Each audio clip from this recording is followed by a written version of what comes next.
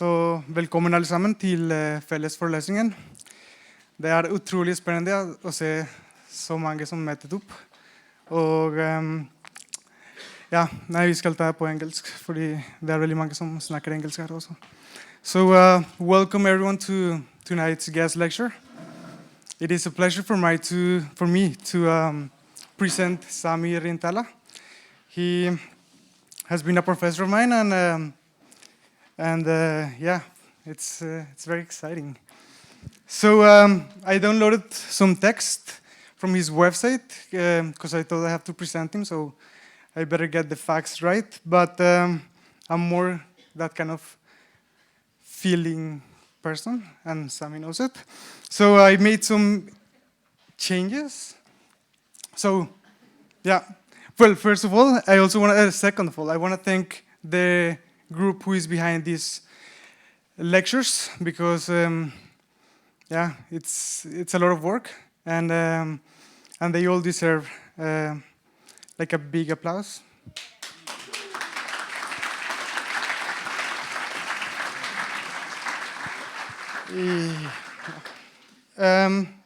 Yeah, and I want to thank Sami for accepting our invitation. So Sami Rintala. He's a family man, a husband, a father, a mentor, a friend, I hope so. And also, he's an architect, an artist, and a professor at the university. And I guess many of you have had him in the first year or in the master year. He finished his architecture degree in 1999 in Helsinki. And before that, he established an architecture office with Marco Casagrande, which they call Casagrande and Rintala. In 1999, well, they produce in these years like a wide variety of projects. And in 1999, they got their like big recognition with a project called Landscape. Which I guess many of you have seen the pictures. These three barns kind of walking away from the countryside, following the people who used to inhabit them. That image kind of like really meant a lot to me, coming from like the city and to a place where, you know, the green and the landscape is so important. So yeah, I just wanted to say it. In 2000, he was invited to the Biennale in Venice, where they had the 60-minute man piece of work, art, which also, again, he got a lot of recognition. In 2008, he started a new office with Icelandic architect Dagur Egersson, which they call Rintala Egersson. And they are based both in Oslo and in Bodø, but they work all over the place, so you will find Sami's work everywhere. Yeah, I don't want to say any more because I've said a lot, but I hope you all guys enjoy this lecture, and I hope it becomes really like a change minder, something like that. Mind changer. So anyways, no more. Sami, welcome to Dockhuset, and yeah. Varsågod.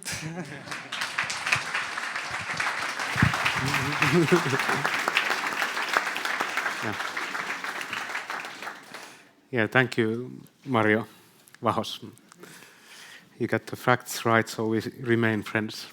Yeah. And then we try this one. Okay, it's not in the right.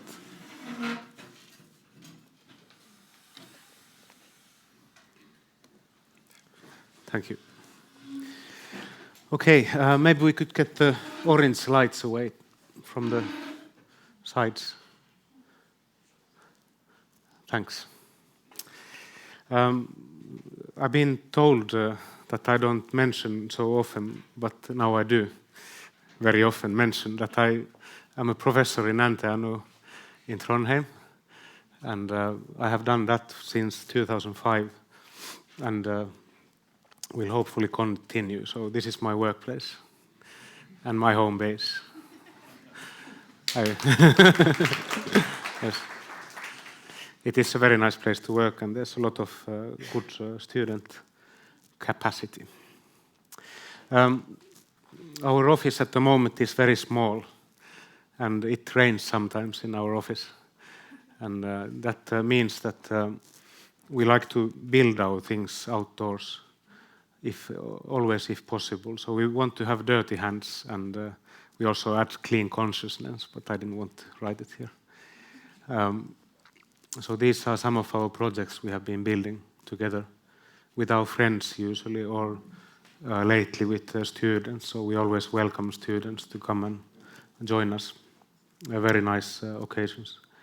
And we always learn new things, especially if we work in another climate with other materials. It's very nice to test them. Then we try to remain pretty critical about what we are doing and create a philosophy around it, because it's not only useful, but it's also makes the thing more interesting for ourselves. So we think the life is worth keeping in a good dramaturgy. And one thing which is mentioned very often these days in connection with architecture is sustainability and ecology. But they are just words like many other things, like architecture itself. And sometimes it seems that sustainability is like butter that you can put on any kind of bread and make it sustainable. So we have to remember that sustainability is defined by people, not by nature. And if you look at nature's own time, it's much more slower, and its goals are much more like geological, while ours are like 4 years, which is the political season. And sustainability, for instance, when you think of Norway, if you ask people around the world what is the greatest impact Norway has ever given to the history of man or our ecology, you might say Vikings. But in fact, it's something called Norwegian rat, or the house rat, and it has exactly the same movement than the Vikings. So it's very interesting that if you look at the history of human beings, it looks very different than the history of the planet. In the planet history, Vikings were just some objects that were moving from one place to another, but the rats were actually changing societies and the whole infrastructures really around the world. I don't know if they traveled with the boats of the Vikings or not. And it was also Sweden and Denmark, by the way. I had to add one name here. It wasn't existing even in this map, so we've never done anything so great than you. Then another critical issue is, at least for myself, I should maybe talk about myself, is that I don't think advanced or modern or contemporary culture is such a great thing always. Sometimes it's extremely stupid compared to the kind of primitive things. So for me, the word primitive can be extremely positive. It can contain so much more information, which is much more necessary information, not the kind of media shouting around our heads all the time that do this, buy this is important, this is the formal answer to all architecture at the moment, and so on. And primitive is one word, and then there's words like primal, meaning primeval, very old, very important, and even primeval, meaning something which is uncorrupted as well, uncorrupted by civilization, which is an interesting idea. So civilization can do good things if we are civilized, but it also can corrupt, and the civilization can collapse if it doesn't kind of follow the nature time.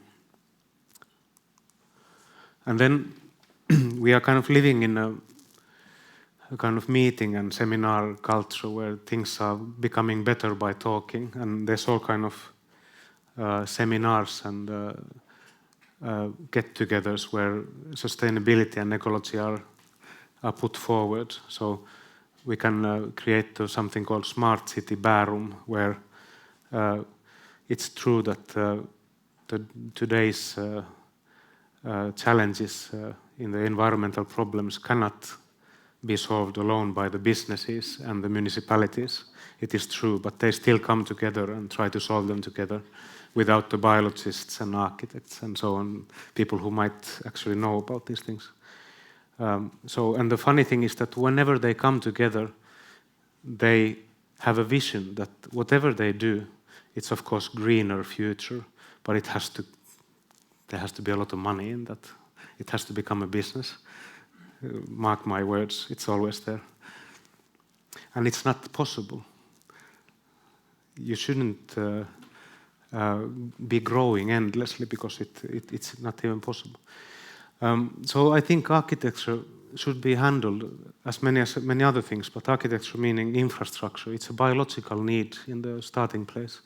It's a shelter made by an animal called human being, a species that has a cultural evolution that is stronger and faster than its biological evolution. So, in other words, our tools, which we first made to help our work, are already shaping us, in short. So the civilization is so strong a system that it's stronger than biological evolution on us already. And that's why it is easy to corrupt things within the civilization, any given civilization. Protecting human biodiversity with site-specific projects, with understanding the local material, building tradition and climate. It sounds easy to say so, but we use the word human biodiversity to add that we are part of nature and our diversity as important as the nature's. And remembering that we are slowly becoming one mass culture all around the world, losing traditions that teach us how to build in one place with local materials. And we are more and more building the same way all around, whether it's in Abu Dhabi or Greenland. So, shortly, I have said this earlier, but I said it again, that biologically we have been made into human beings in a very long time, in nature, knowing exactly where to find food and how to read the terrain and how to position ourselves in the nature. But very recently, and in our case here in North Europe, maybe really recently, I'm the first generation in my family ever living in a city. It's a very short time, but still our hunting and gathering has become totally different and our surrounding has become totally different. And if there's any bad feelings in living in suburban surroundings, it's also because we are not biologically fit to it. So trying to remember that what kind of surroundings we should live biologically. We haven't changed at all since Stone Age biologically. And architecture itself is a shelter by its primary function. And biological studies about human beings have found out that we like to withdraw in a refuge, in a shelter. But when we do it, we also want to have an overview of the outside. And this is about inside and outside, that we like to be inside, but we need to have that overview. And it's interesting to see that people want to have a nice view from their window, but it's not actually just aesthetics, it's a biological need that you want to see if there's food walking around there or enemies. These are the two options usually. And there was one study, now I don't have the name of the researcher, who was using these biological measurements on houses, and Frank Lloyd Wright was doing very well in this test. His houses, private houses, are fulfilling the biological needs of human beings very well because they offer this shelter function and the overview. And usually his projects are presented to us as a Western version of Japanese space, a fluid space, and a kind of lightness and building systems where things are very well articulated and separated, but they are also spaces with pretty heavy interiors that are almost like caves. And then you can decide how much you come out of those caves and how much overview you will have on your surroundings. So it's very interesting result. And another thing, in Finland we don't read Kon-Tiki automatically, so I read it just a few years ago. I found it from the bookshelf by Thor Heyerdahl. And I found it a very inspiring book for architects, especially the description of Thor Heyerdahl, where he says that one day it was very still on the ocean, and he could take a small swimming trip around the raft. And looking at the raft like this, he noticed that it's almost underwater, and he cannot imagine how this small thing in the middle of the ocean could ever last to the other side. So he was very negatively feeling. But then he came back and went inside. And then he said that when I was looking inside the small bamboo leaf box, I felt home. And I saw Pacific Ocean from the opening of the door, and I thought, it's far away, but I'm home. So that's what architecture does. It even lures us to feel safe in the middle of the ocean, that the storm could come anytime and crash you, and there's just 1 centimeter wall. But when you are inside the space, you feel that the opening shows you the distant dangers. So it's good reading for every architect. I called this lecture Space Talk. Yeah, that was a mistake. It should have been called Camera Obscura. I wanted to use this word, Camera Obscura.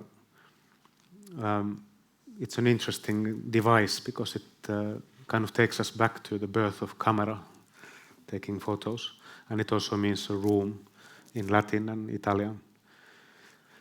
And that could be one thing, interesting thing to talk about more, but we ourselves are as well camera obscuras. We are receiving light through our small holes in our heads, and then an object is forming in the back of our eyes upside down. But luckily our brains are so nice that they turn it the right ways for us, so we can continue walking the street. The interesting thing is that the recent research on brains is showing that when we are seeing an object and recognize it, the recognition activates one area of the brain. And it's exactly the same area of the brain that is used for imagining or dreaming. So that there's no physical difference between dreaming and imagining or seeing a thing. And that blurs a little bit the boundaries of reality and dreaming. So seeing is believing, but actually believing is seeing as well. So when we are thinking of something, we are forming a picture of it in our heads.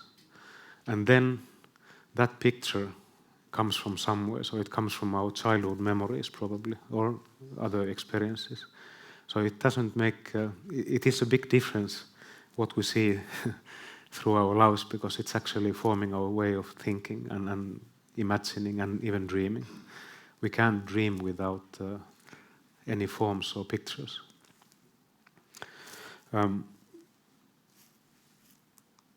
Yeah, just an old picture about the phenomenon. And then, if we come to houses finally, which we should be doing in the end, in house there are openings. We would like to say the first year students openings, they are not windows. But let's use the word window now, even it's a dangerous word. The windows are kind of eyes of the house, to be kind of naive about it. Naive is a very positive word, by the way. So we have this archetypal opening window, and then we see the view. We have control. We see the enemy is not coming, or the antelopes are running on the savannah, and we can go hunting. And inside we feel safe. And second purpose for window is to just get the light as well. It's very important to us, and there's even regulations for daylight amount inside a room, except in shopping malls, because they are so important that the people who work inside, they don't need daylight at all. I don't agree. I just need to say. Yeah. So the amazing thing about the opening in a house is that when you're inside, it's kind of a picture of reality. When you're outside, it more looks like this kind of old window, looks like a defensive system. It says you are not allowed to come in just like that. The height of it says that, and all these things are saying that. So it has a kind of dualistic function in a house, that it has to let the world come in, but not just like anything. And we all know that, but what to do then? So I thought this lecture could be a bit inspirational for architect students that are maybe 95% of the audience. So that instead of just doing the openings and thinking of inside and outside, they are there always, no matter what you do. But could you start working with them and trying to change them or blur them, or even work with the in-between, so that the in-between is spanning a little bit and becoming a thing in itself, and see what happens.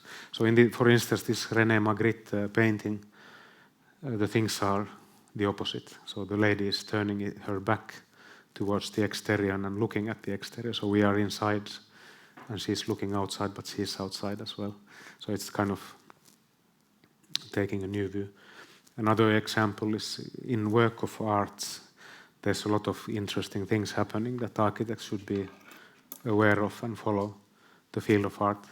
This is an installation by Alexandra Ranner, a German artist. She makes 80% scaled rooms, which you can enter just about, and they are like everyday spaces, like hotel rooms or bathrooms. But there's always very interesting things happening that she studies this kind of everyday mystics. For instance, here there's an opening, not a mirror. So you suddenly realize that you can go through with your hand of that mirror. And in the other side, it's almost exactly a similar room. So you think you see the mirror of your room, but it's actually a second room. And this kind of low-tech things, I think architecture could take a lot of profit. Or this one, I found this picture about going in and out and somewhere in between. And then about window and glass, maybe sometime I feel that glass should be 10 times more expensive so that people don't make too much window. And when you have too much glass, I feel that the architecture kind of disappears from the building. It leaks out. There's no more of that shelter function. The biological need to also withdraw somewhere vanishes, and you just end up in nothingness. You kind of deny the house. So in my opinion, this kind of space is not pleasant to be. Or this, so that you make a private house where the presentational aspect becomes so important, and the views are going everywhere. So there's no space left. You just are in the middle of this kind of presentation catwalk. Yeah. I already mentioned in between could be an interesting thing to study and develop. And in one culture, Japanese culture, there is even a word in the traditional architecture for that area that separates the house from the garden. I come back to the word garden later on. This is, by the way, as far as I understand, traditional flute playing situation where the person has to wear this kind of inside-outside separation mask. I found an office some time ago called Takeshi Hosaka Architects in Tokyo, who are working with this in-between area between inside and outside Engawa. This house has several layers, and they have taken, for instance, the garden in a way in between the exterior and interior, and that creates very interesting feeling, a kind of buffering between the public and the private. And even all the articulation, even on top of that, is interesting to change the material just before the house starts. another house from the same company, where the outdoor living and indoor living is also interestingly mixed and at the same time separated. So this is a kind of what you could call terrace, but this is already something which is difficult to define. It's a kind of garden, but at the same time it's a kind of a dining room as well. And some of these spaces have glass on top and some don't. I don't know which one has actually. But now you are more inside because this material is more like an interior material, while this was more like exterior. But they are still similar kind of rooms. And again, the windows are kind of not revealing if you are inside or outside. And another project, interesting project in Tokyo by Nishizawa, called Garden and House intentionally. And if you've ever been to Tokyo, you know that all the buildings have to be separated by a kind of 60 centimeter gap for some old fire regulations. And this house was using the regulation in a way that it never built its own walls. It only relies on the walls of the neighbors. So you just build the floors and end up having this kind of quite open interiors that are opening to the cityscape and only buffering with the plants so that they become the wall of the building. And I'm sure in Tokyo climate this is a very nice and fresh feeling, hoping that there's not much traffic on the street in the night. So maybe you feel protected inside because you are a bit higher here, so it would be nice to live in this kind of building for a while. And now when I look at the pictures, I feel that maybe it's not optimal place for a children family to live, but you never know. And this is one project in Japan where we tried to work with the idea of spaces inside, outside, and in between, so that you are walking in a big park and you are arriving into more and more into an interior-like space. But when you are in the most closed space, you actually come to a more open space, which is the final interior, so that you close the exteriors more than the interiors. And that becomes an interesting game. And at the moment, I'm working with the public sauna, a bath, in Kirkenes in North Norway. And I just did this a couple of days ago, this section, so I thought I'd show it. And the idea of the house is that here is E6, European 6 road, which is the last bits of the road, starting from somewhere in South Europe and ending up here. And so it's very public here. And this is the Barents Sea, which is continuing from Japan to North Norway. And the idea being that you can park your car here, and there's a parking lot, and this whole building is as wide as the parking lot. And there's 2 walls on both sides, and you can enter first the entry courtyard, and then you change your clothes in a changing room. You have a toilet, and then you have a washing room. And then you come again outside, sort of, on a courtyard, and you are naked or just wearing a towel. And then you come into the bath, the sauna. So there's fire and hot here. And then again you come out, and then you're again naked here, and you are standing on a terrace with a nice view to the sea, and then you can enter the water. And so the idea is being that you have a very private space between 2 walls in the middle of the city, which is just so wide that you can almost touch the walls. Sorry. Like this. And the interesting thing with this is that we are working with the first-year students at the moment, and very many things are handling exactly the same issues here. So I promise that the things we are doing in the first year will return back to your work life.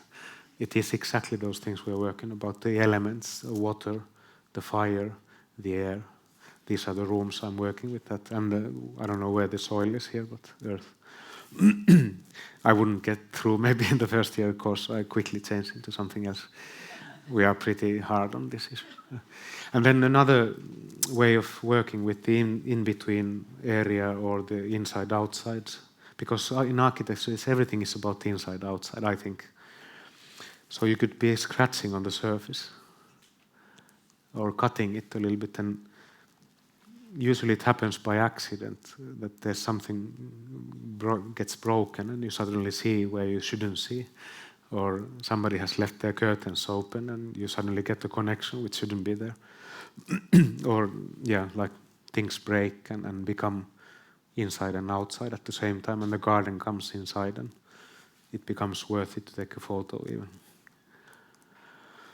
Or again, artists are doing the experiments for us. This is Gordon Matta Clark, already some time ago, cutting houses without too much respect for the architecture, which I like.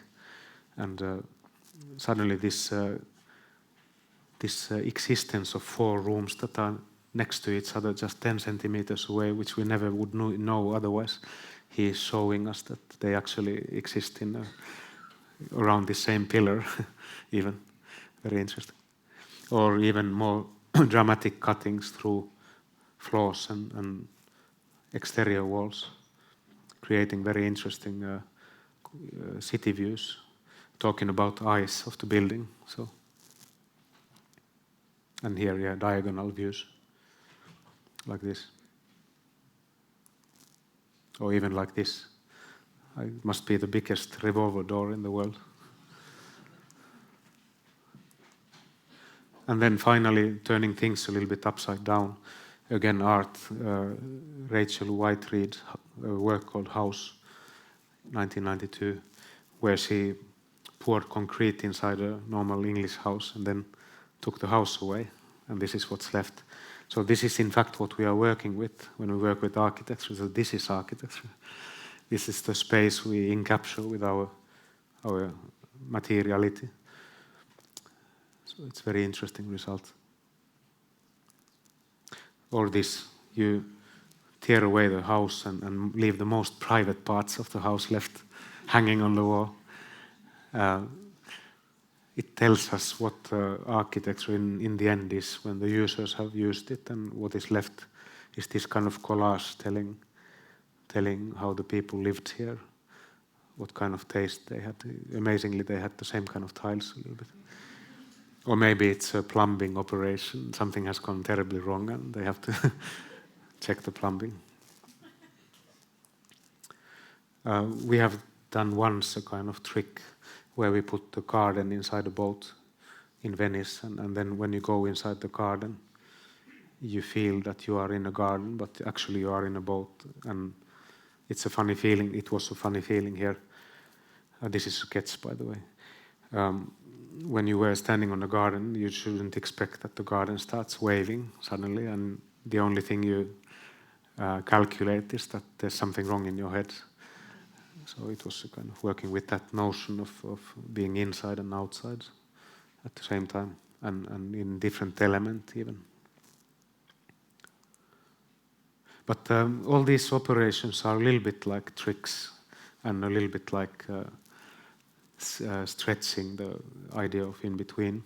I like most the word garden in connection to architecture, and I think it's a little bit forgotten word. I think we should be doing as much gardening as constructing while we are doing things. So traditionally there would be a shelter, and then there would be the wilderness or the public. It's almost the same thing. And then in between was a garden where people could guarantee their daily living, livelihoods, and that could be the case today. But it doesn't need to be a garden where you are making potatoes. It could be a garden where things are just separated a little bit further off, the public and the private. And the word paradise comes from Old Persian, from the words pairi and daesa, which means a walled garden. So our paradise lost. We are expelled from paradise. We don't have gardens anymore. So it's time to take it back. And again in Japan, we are in Kyoto and we are approaching this paradise. And on the approach there's another garden by bamboos. And one way having a garden could be a forest space, which is a very, very nice space to have. And Alvar Aalto was a Finnish architect up until living until the 70s. And his one house in middle Finland, Muuratsalo test house, where he tested different kind of tiles, probably getting the house sponsored by the tile industry while doing it. He created a kind of space next to the house, which is a kind of interior, but it's outside. And some people would, of course, say that why to do that in Finnish climate, but without this space, it wouldn't be the same thing. And you can do many things on this space which you wouldn't do without it. So you are sheltered of the wind and have a focus on the fire in the middle for some reason, in the water there and the sky above. Another house called Villa Mairea. I don't show the house itself. It's a white modernistic house, a kind of collage of many themes. But this is interesting. It's a kind of side of the house you never see published or maybe never see even if you visit. But it's coming from the forest, and it's the first thing you meet. This is Villa Mairea for Alvar Aalto as well. He says, welcome to my garden. Behind this gate there's the articulated civilized garden between the wilderness and the house. So it's a kind of buffer, and I think it's very beautiful, where you don't need to say more than this. Another house in France called Villa Carré, and also here we see a garden. This time the garden is more like a sign of culture. It's a terraced landscape, but if it was just a hill with the nature around it, it wouldn't be the same thing. So he has kind of tamed the nature here with this articulation. Also the space between the lower volumes here is important, not just the volume here. I was trying to find pictures of Maison Carré, but it's very seldom you see them because it's a private house and so on. But for some reason I find a kind of model shots. So there's some clothes company showing the clothes in Maison Carré, and they are the best pictures I ever seen of the house. So I wanted to show this man, mystical man. Usually in art, if you come this way, you are coming home. And if you go this way, you are going to work, so he's coming home. So, and now he's having his sports car. It's amazing, but at the same time we can see the Japanese details of Engawa in Alvar Aalto's Maison Carré. And here you can see the light coming nicely.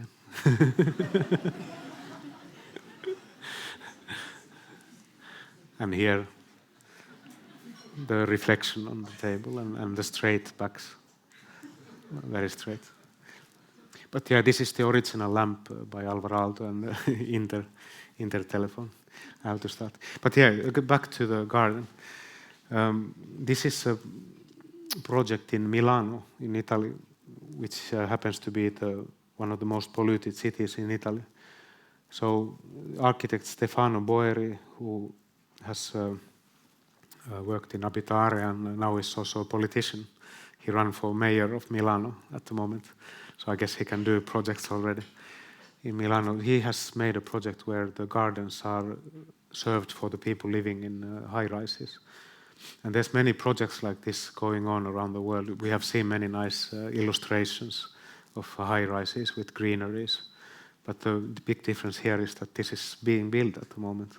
And it is halfway done. And they are already talking that there's so much already greenery in it in the end, hopefully, that there will be an ecosystem on it. So it will be interesting to see what kind of insects and birds will live on this, and if it will be so nice to live with them in the end as well. So, sorry, the text has duplicated itself. Well, it suits here as well. Here it doesn't suit anymore. I hope it's not all over the place. This is a plan of one project we have done in Gjøvik in South Norway. It is a place for juvenile children who are seeking asylum in Norway. So they are without parents, and then they are sent to Norway to maybe live here. So they are waiting for the decision here in this place. And we were asked to make a work of public artwork here. And we thought that these small people are like small plants that are planted in a new soil, and you kind of see how they grow here, like myself in Norway. And so we took the map of the world, and this division is made by Buckminster Fuller. It is a kind of mathematically right, precisely made world where everything is in the right scale, interestingly enough. So this is the plan of the park, and this is the park itself. So it is a kind of half closed, half open space, where in the place of each continent, that's Antarctic, there's no trees growing there, but there's a Australian tree here, and African tree here, and a South American tree here, and so the trees are planted inside this small garden in the right places of the continents. But architecturally, the idea is, of course, that you feel like you are surrounded by space, you feel a bit protected, you have your own time and space, but at the same time you have again an overview on the lake in between the walls, and some benches to sit on. So very simple and small thing.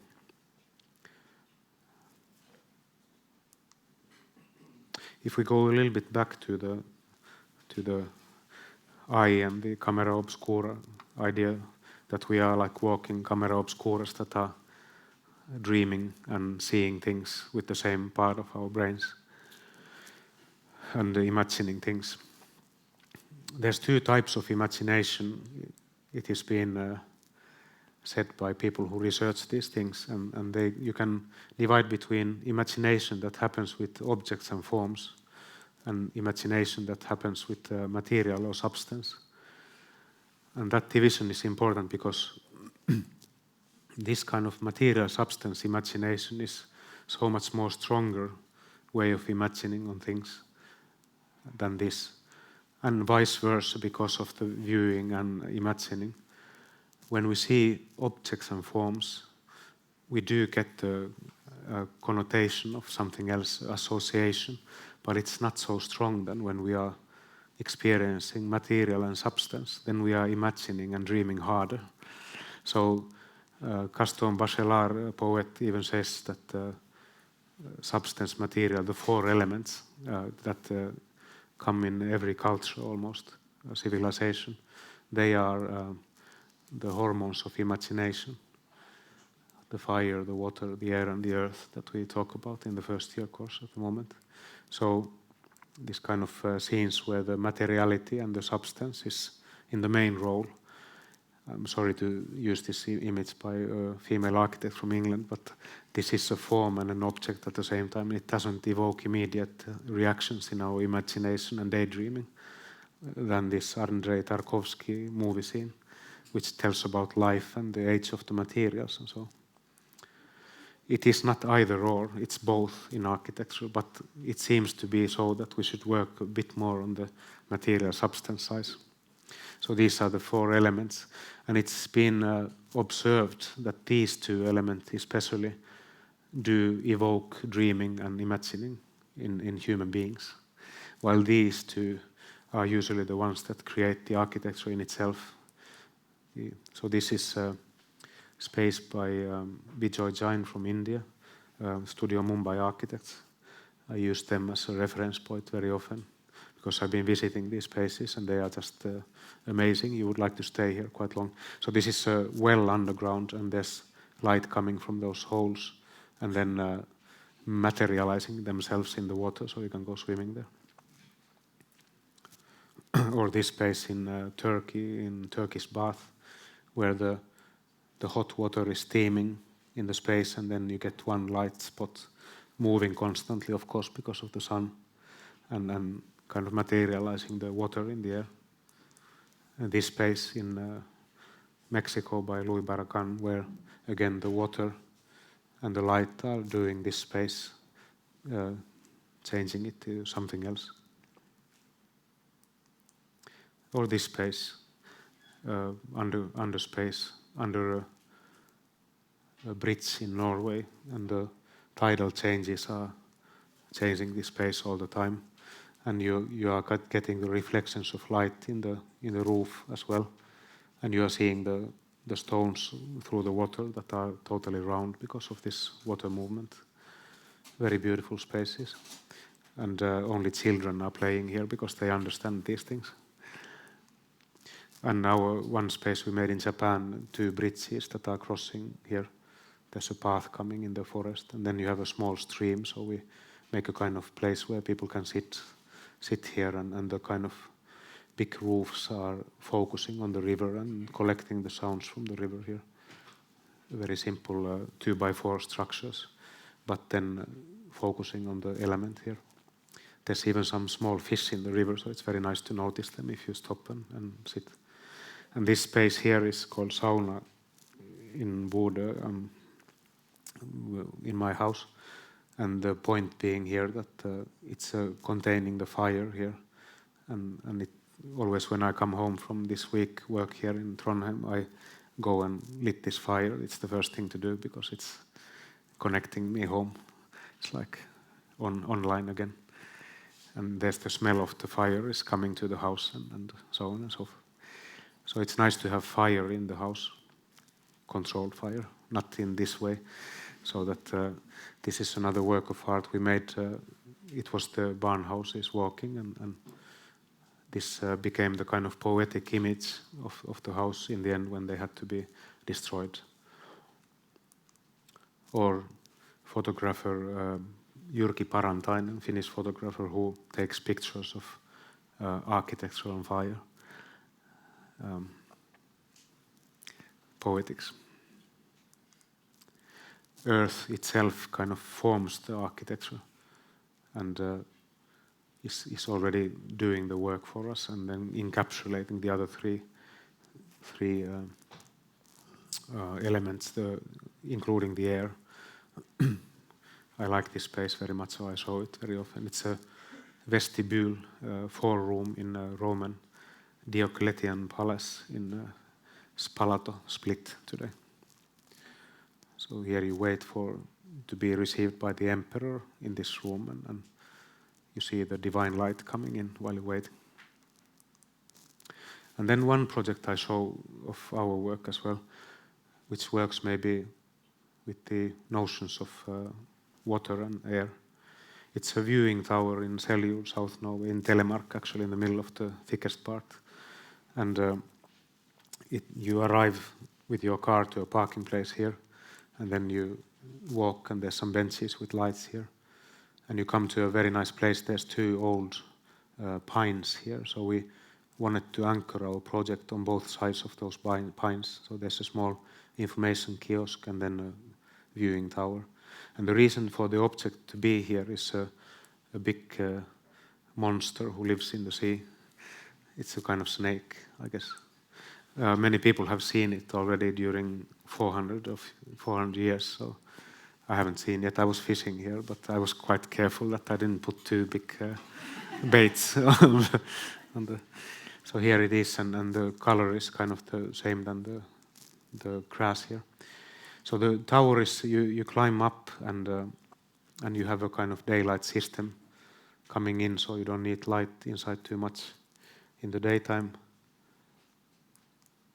And you have small balconies looking at some things, and finally you come up, and then you see along the main axis of the very beautiful lake, this Seljord lake. And I guess I don't know what's there, by the way. Yeah. So to wrap it all up a little bit, I think to make things interesting in architecture, we shouldn't focus on the house only. We should focus on the in-between space of interior and exterior. And to call it garden is not totally wrong either. And then we should enhance the capacities of imagining and dreaming, because it's so close to reality. So to make our reality better, we could enhance these things by using substance and materiality in our architecture. Also form and object, but not so much more of this. And then I think those 2 things could result to an environment which has more compassion. It tries to offer other people something instead of just ourselves. So I think we are building a little bit too much this kind of environment of indifference. Doesn't matter one way or the other.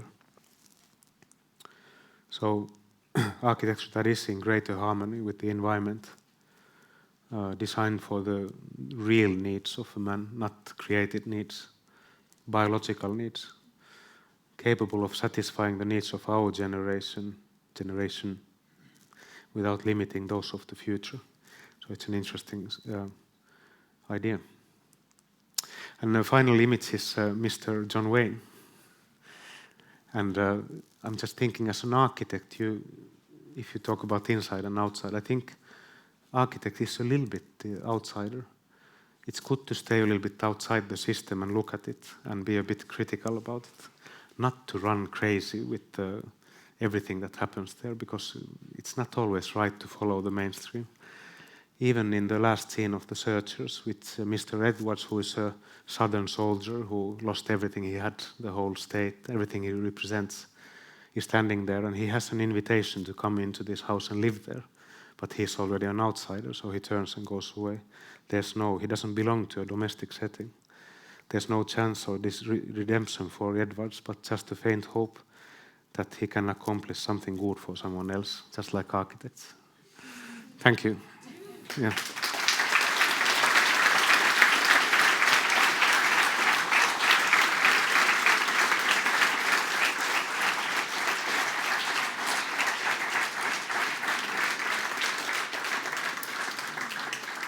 So I would be, of course, delighted if you have any ideas or thoughts around these issues.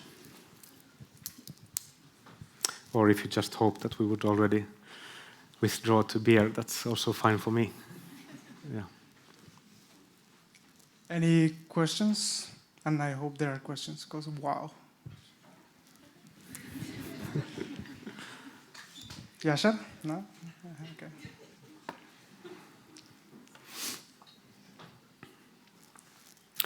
Maybe it's the right time actually to remind that in NTNU there's working people who are nominated for Aga Khan Awards and Mies van der Rohe Awards. And that's very good for our school at the moment. Talking about Yasser. Yeah. Yeah, we also, the project I showed is nominated for Mies van der Rohe Award at the moment as well. So, thank you.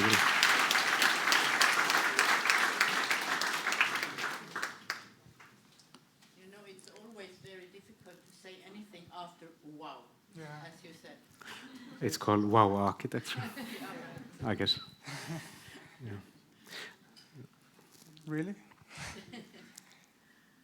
Okay, I'll break the ice. I'm really bad with questions. I come from a different setting, the city, where the nature is kind of like the window outside, and you just see it, and it's beautiful, but you don't touch it. How would you, like, well, what's your idea about working in the city, in the urban, where the concrete, where the cars are? Yeah, it's a typical question after my lecture I get all over the world, that what would you do if you worked in a city? I am born and lived most of my life in Helsinki and then in Oslo and now in Boda, which is a bit smaller city, so I never lived in nature, just visited. So I think if you really look objectively and take a human being as one animal type, city is nature.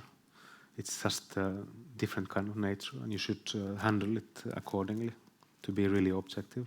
So that's what I like in Matta Clark's projects, is that he handles buildings like landscape, like a minimalist artist in a landscape. He cuts it, he works with it as a material, which it is. Buildings are articulated earth, and it's just piled in a very clever way. Clever or less clever sometimes, but yeah. So to be really objective, you should think like that, and then add to the fact that our cultural evolution is pretty interesting phenomenon as well. There's a lot of culture-related issues that are there, and then the structure discusses with the other houses, with their traditions and ideas and so on. So it becomes more like this kind of situation, rather than a guy next to nature and contemplating there. So, but I believe that good architecture can bring all these elements and all these values in the thickest of things in the city. So it's possible to create very interesting spaces that are very universal. I sometimes joke that in buildings nowadays it's the toilet which is the only place where you can think, because then you get the kind of scale and of your body and things, and the presence of water. I have to joke, but it's actually true. Yeah, it's the pipe coming there. So yeah.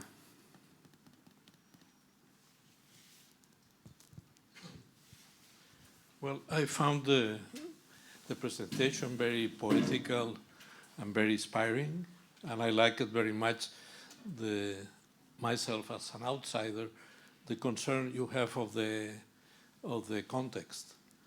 I think the Norwegian and Finnish context, I think, is very strong in terms of the visibility, the space, the in-between, the garden, etc. I wanted to make a kind of comment, very specific. Some of the works you explained lately, than, for example, the Japan, the Tokyo building, that are not building walls, that are kind of gardens, or the Stefano Boeri buildings in Milan. In a way, they are very inspired by the 60s architecture, no? The super studio, archigram. And I feel in that time, all this, it was utopical. Even Gordon Matta Clark, and somebody I know very well, I think his work as an artist, he has a Cornell background as an architect. He was responding to that things like that. You think in 2012, we are in a situation that some of these utopical things could happen?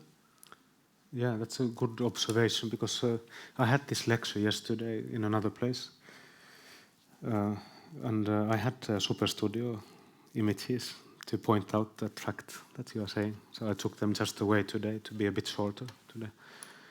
So I think there's something there, that they were utopias then by some sensitive people, and I don't know, there's of course some kind of sinus curve that things are coming back and forth, and it's always the same thing anyway, so you just try to change the angle all the time on the same issue. So I don't have any answer why is it so, but I don't know if our technology is allowing us to do anything more than really, or is it just that the same issues, the same worries are there, and the same problems seem to arise, and the same solutions because of that. And also maybe I would say that there's a certain lifespan for a human being, and it seems that the observations we did when we were children seem to concern us when we are grown up and we are trying to solve problems.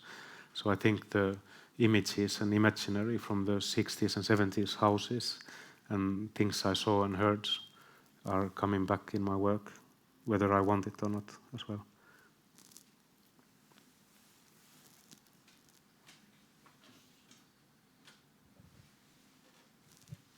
I think it's possible to add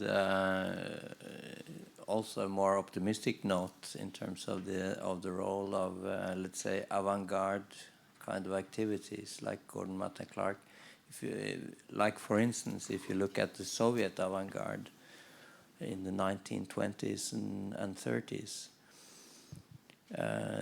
they were doing imaginary projects on a really grand scale, and they were thinking, imagining thoughts, and they left their heritage as paperwork. But then technology has indeed developed, because they were criticized very much for being completely unrealistic.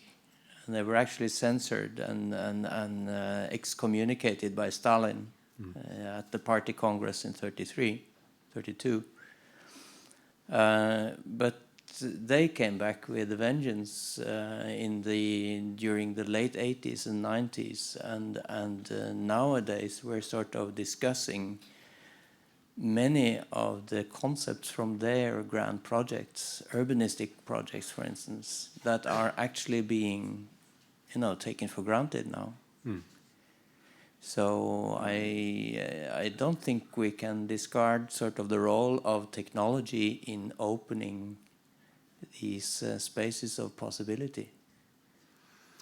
Yeah, of course. But yeah, I just feel that there's too much focus on technological breakthroughs when it comes to ecological architecture, when the answer is already there, mostly, about placing things properly in right microclimate and doing the right basic things, and then trying to take care of those first, and then you can go to Germany to a window factory and get that gas window by a lorry coming all over Europe. So it's just that the technology is giving answers, but to give those answers in reality all over the place is gonna take a long time. So I'm just thinking that it's okay if other people concentrate on the technology side.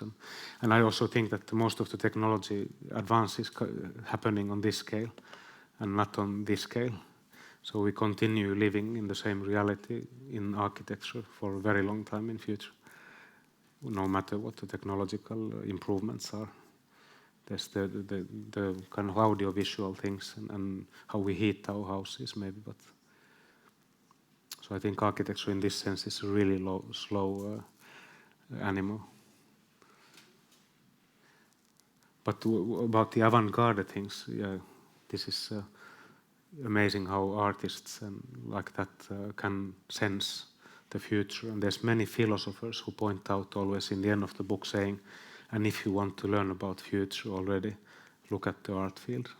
That's where the things are sensed first.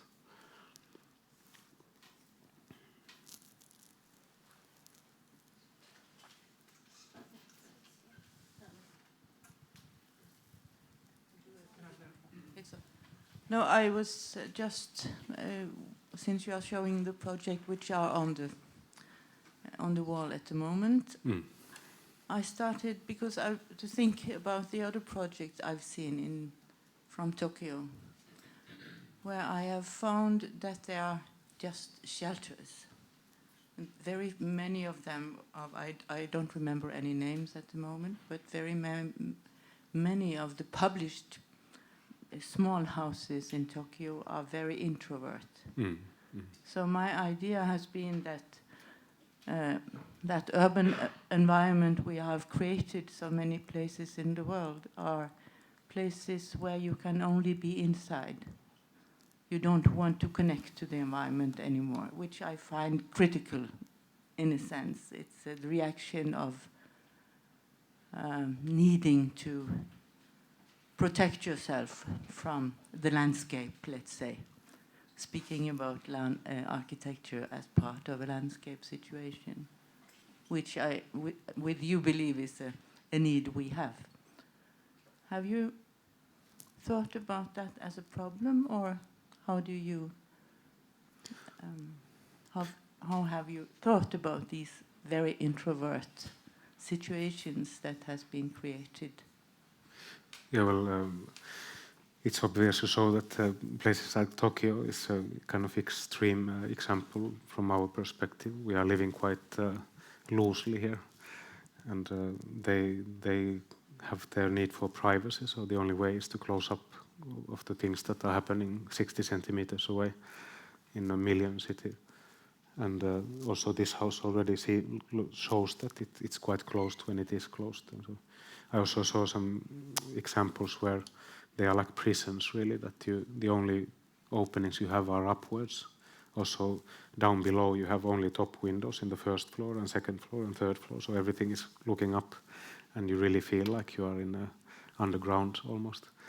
So it's interesting to think that from having paper houses, one has moved to concrete houses that are totally closed. So it would be interesting to read more about how people experience that change. but also earthquakes are doing their share, that they are doing quite heavy structures in Tokyo. But yeah, we don't deal exactly with that kind of problems here at all. And yeah, introversion in a house, I think, is necessary because of this shelter idea as well. So it would be interesting. I think fire, for instance, is kind of opening another universe in itself. So to gather around the fire is enough in whatever kind of space almost. But the lack of fire in a house then doesn't allow this. So it's the television probably then. Following her commentary, maybe in architecture, like in many other things, cycles are happening. And after so many years of transparent architecture, glass architecture, where the nature confront and the urban space inside of the building, maybe it's a cycle of people are not rejecting, but protecting that situation. Have you been thinking like you are part of a generation, maybe, than reacting to this, the transparent architecture, the glass architecture, then it's been pretty much the architecture of people, the architecture of the 70s, exactly of that. And I don't know, just thinking in terms of how reactions, sometimes if you transfer to art, you say after the expressionistic period, you have a neoclassical, and after a black and white conceptual work, you have another colorful period. Cycles that in creation happen, and I think maybe you could transport also to architecture. No? Obviously not dogmatic way, but I mean, it's not like everybody will do, but it will be some ideas around that react to the previous. Mm.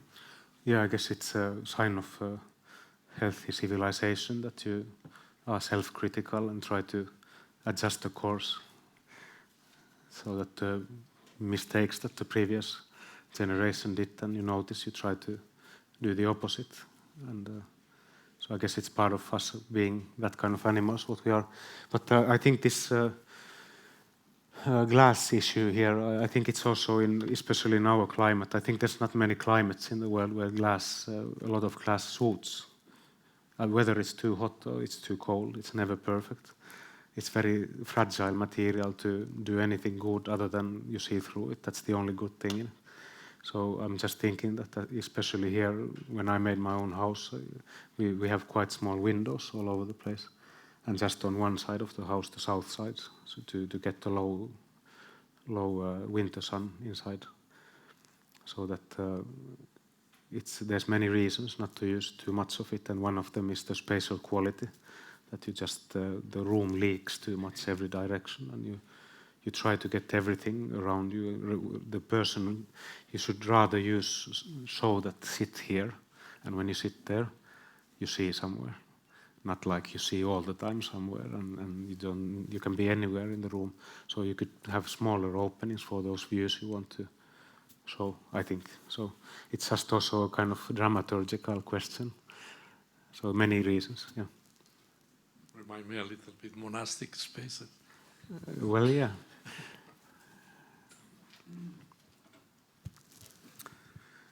Yep, maybe it's enough. Thank you for questions. Okay. So thank you very much, Sami, for the lecture.